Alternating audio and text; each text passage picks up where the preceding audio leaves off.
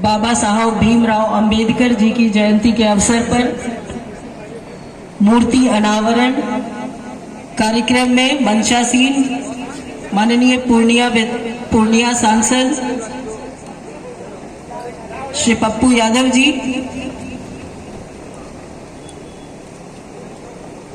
यहाँ उपस्थित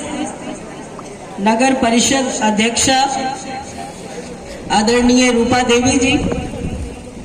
आदरणीय श्री कर्तव्य कुमार ज्योति जी, यहाँ मंच पर उपस्थित मेरे पिता और सामाजिक जीवन की मेरी नींव रखने वाले श्री विजय मंडल जी, इस छात्रावास के अधीक्षक और कार्यक्रम का सफल संचालन कर रहे आदरणीय संजय जी, आदरणीय निरंजन जी, पुरुषोत्तम जी, तमाम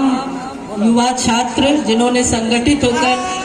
जिनके समेकित प्रयास से आज ये कार्यक्रम संभव हुआ है। मंचासीन तमाम नीरशील विवेकी सुधीजन, मीडिया इलेक्ट्रॉनिक पत्रकारिता के तमाम बंधुगण,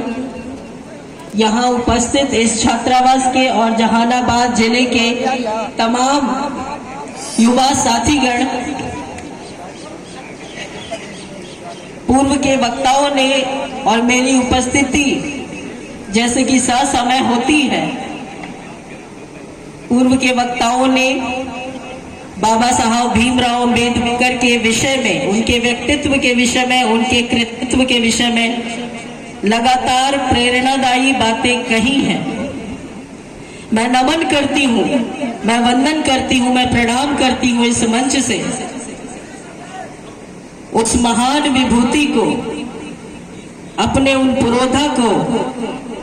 जिनकी वजह से समता की बात होती है, जिनकी वजह से स्वतंत्रता की बात होती है, जिनकी वजह से संविधान आरक्षण की बात होती है और जिनकी वजह से पूरे अधिकारों के साथ अधिकार की बात होती है, जिनकी वजह से इस तरीके के मंच सजते हैं और जिनकी वजह से संकट के समय में, विकट परिस्थिति में जिजीविषा की अगर उत्कृष्ट व्यक्तित्व की बात की जाए तो न केवल देश में विदेशों में भी जिनकी धूम मचती है, वैसे पुरोधा बाबा साहब भीमराव अंबेडकर के प्रति मैं नमन करती हूँ, वंदन करती हूँ, प्रणाम करती हूँ। जब पढ़ने से रोका तो 32 डिग्रियां, 4 PhD की डिग्री लाए,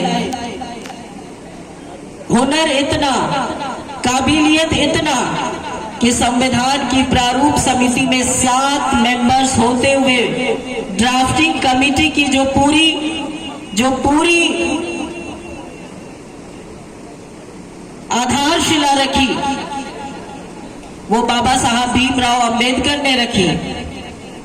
विकट परिस्थिति में उनके जीवन संघर्ष